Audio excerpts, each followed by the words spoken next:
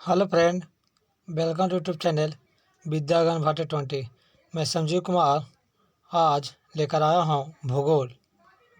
इसका पहला पॉइंट है भूगोल का नामकरण एवं इस विषय को प्राथमिक स्तर पर व्यवस्थित स्वरूप प्रदान करने का श्रेय यूनान को निवासियों को जाता है। अगला पॉइंट है हिकेटियस ने अपनी पुस्तक जस पीरिडियोस अर्थात पृथ्वी का वर्णन में सर्वप्रथम भौगोलिक तत्वों का क्रमबद्ध समावेश किया। अगला पॉइंट है अध्ययन के लिए स्वतंत्र विषय के रूप में भूगोल को 19वीं शताब्दी में ही मान्यता मिली।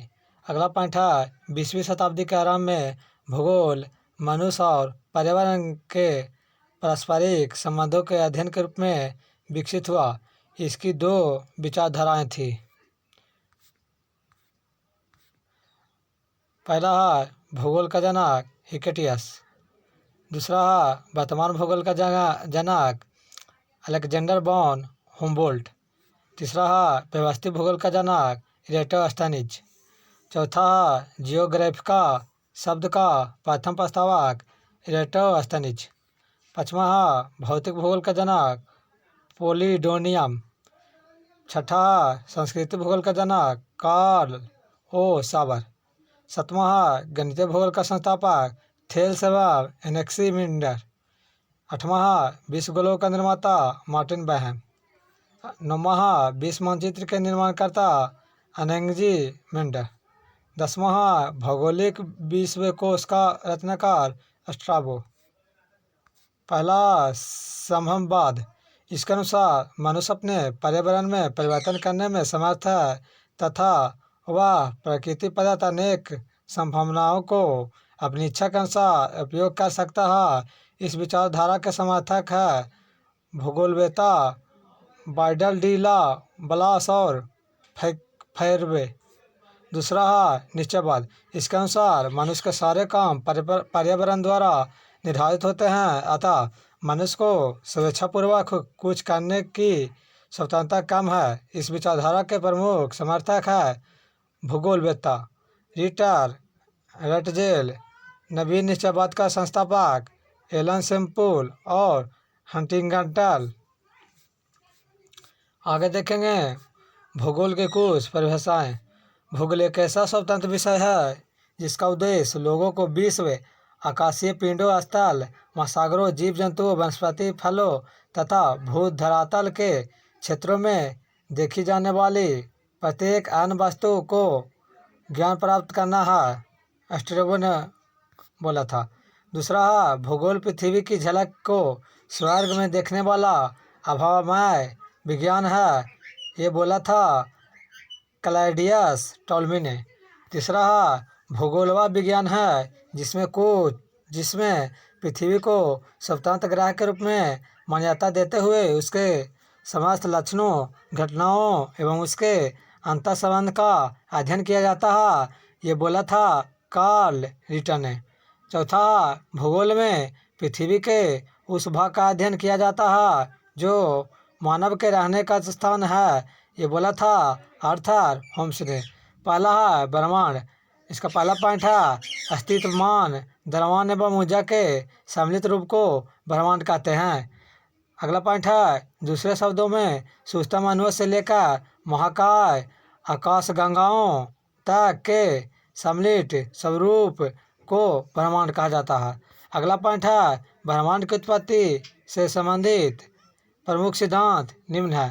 पहला महाविस्फोट सिद्धांत एव जॉर्ज लेमेंटेन, दूसरा है समव्यवस्था या सतत सृष्टि सिद्धांत या स्थिर अवस्था संकल्पना थॉमस गोल्ड एवं हर्बन बॉडी, तीसरा है दोलन सिद्धांत डॉक्टर एलन संडेजा, चौथा स्फीति सिद्धांत एलेन गुथ।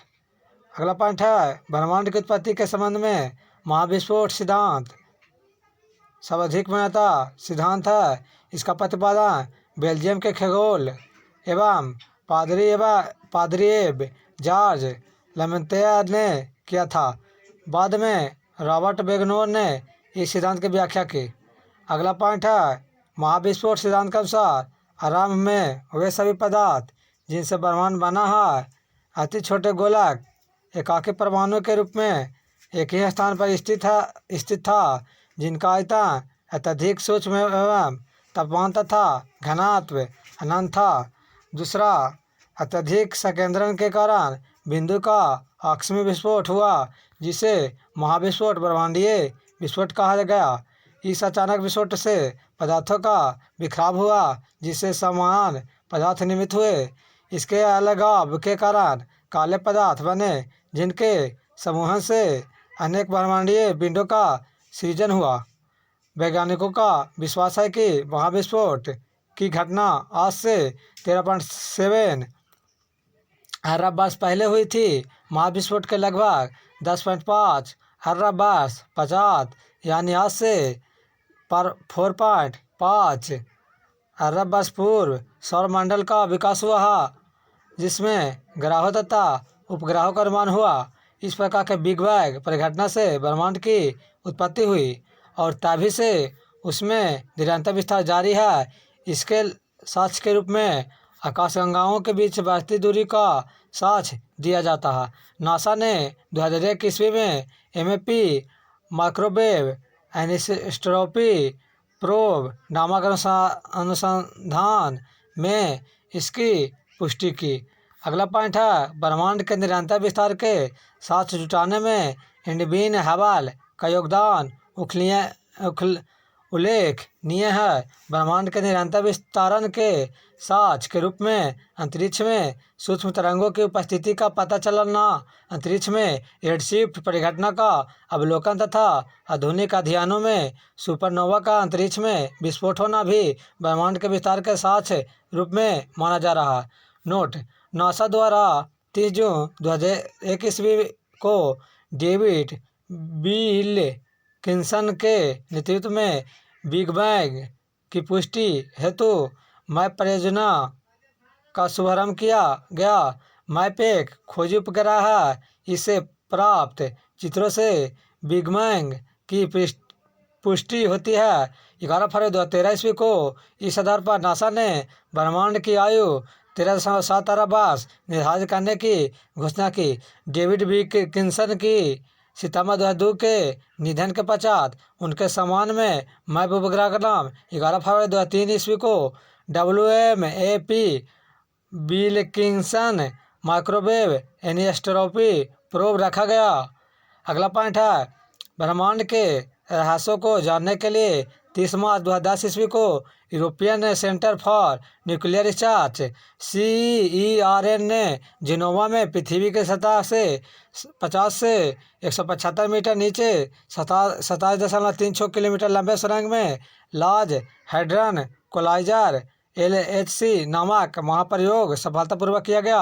सितंबर 2008 ईस्वी में यह महाप्रयोग सफल रहा था, जिसमें इसमें प्रोटॉन बीमों को लगभग प्रकाश की गति से टकराया गया तथा हिग्स बोसॉन के निर्माण का प्रयास किया गया।